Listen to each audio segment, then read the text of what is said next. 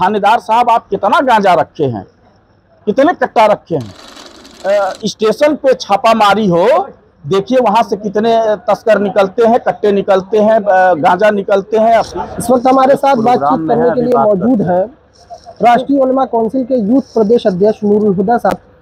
Sir, लगातार जो है जौनपुर और आजमगढ़ के अंदर गिरफ्तारियों का सिलसिला जारी है। लोगों का आरोप है कि गैर कानूनी तरीके से पुलिस उनको घर से उठा रही है, कहीं और से गिरफ्तारियां दिखा रही है। उलमा काउंसिल का गठन ही गिरफ्तारियों के विरोध में हुआ था, इसके बावजूद कहीं उलमा काउंसिल मुतहर्रिक नहीं दिखाई दे रही है अभी तक इस मामले को लेकर।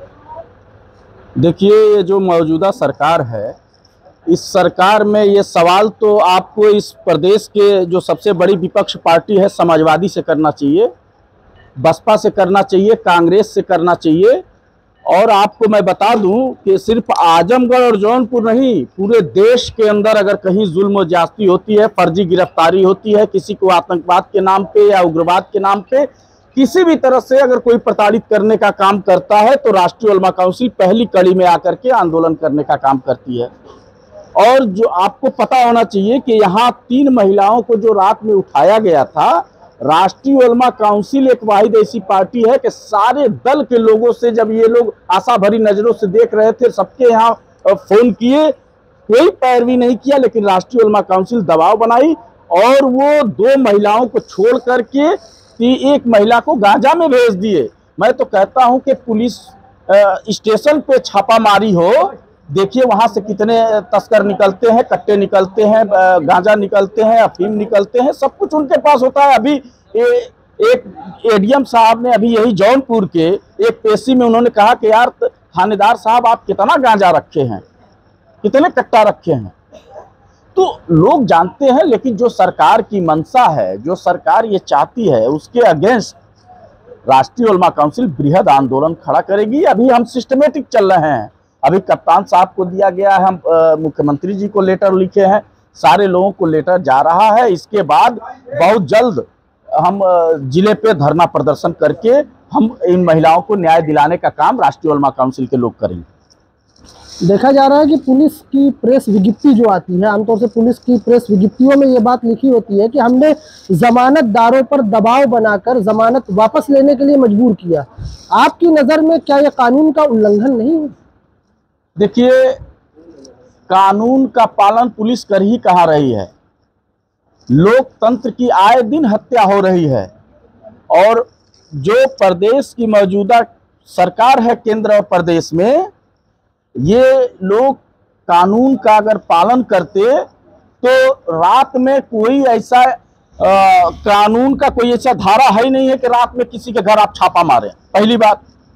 दूसरी बात यह है कि पुलिस जो है मनमाना इस पूरे प्रदेश और देश की जनता को दोनों हाथों से लूट रही है।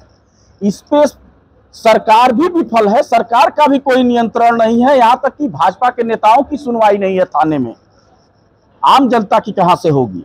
और यही एक ऐसी सरकार है जो पक्ष सत्ताधारी तो छोड़ दीजिए, न सत्ताधारी की सुन रहे हैं। जब सत्ताधारी की नहीं सुन रहे हैं तो विपक्ष के नेताओं का कहां से सुनेंगे।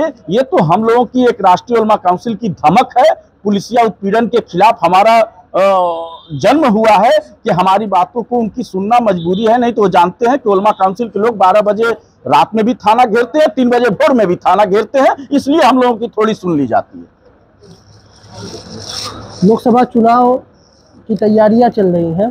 अब भाजपा के सामने इंडिया गठबंधन तैयार हुआ है, राष्ट्रीय उलमा काउंसिल उस गठबंधन का हिस्सा नहीं है। ऐसे में आपकी चुनावी रणनीति क्या होने वाली है? देखिए, इंडिया बनाम एनडीए जो हो रही है, इसमें मुस्लिम कहाँ है, मैं आपसे पूछना चाहता हूँ।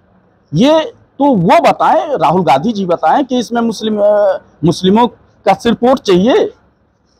ये भाजपा को भी मुस्लिमों का वोट चाहिए, हर दल को वोट चाहिए, लेकिन मुसलमानों को ये हिस्सेदारी के नाम पे कतरा रहे हैं और हिस्सेदारी के नीचे राष्ट्रीय उलमा काउंसिल कोई बात करने के लिए तैयार नहीं है। अभी 3 स्टेटों में इन्होंने 4 स्टेट में देखी, और अगर ये मुस्लिम बेस पार्टियों को उसमें सम्मिलित नहीं करेंगे तो पूरे देश में, जैसे बटला हाउस के मुद्दे पे हमने कहा था 2012 में, राहुल गांधी को शिवली कॉलेज में रोका, कानपुर में रोका, रामपुर में रोका, जेल गए, और हमने कहा कि यूपी में राहुल को रोका, अब शीला की बारी है। अगर इस पर भी न माने तो पूरे देश की तैयारी है। तो पूरे देश से आज कांग्रेस को हमारे मुद्दे पे अगर खरी नहीं उतरी तो उसको खत्म करते जा रहे हैं। नहीं, आगे नहीं, अगर उनको खत्म होना है तो हमको दरकिनार कर दें।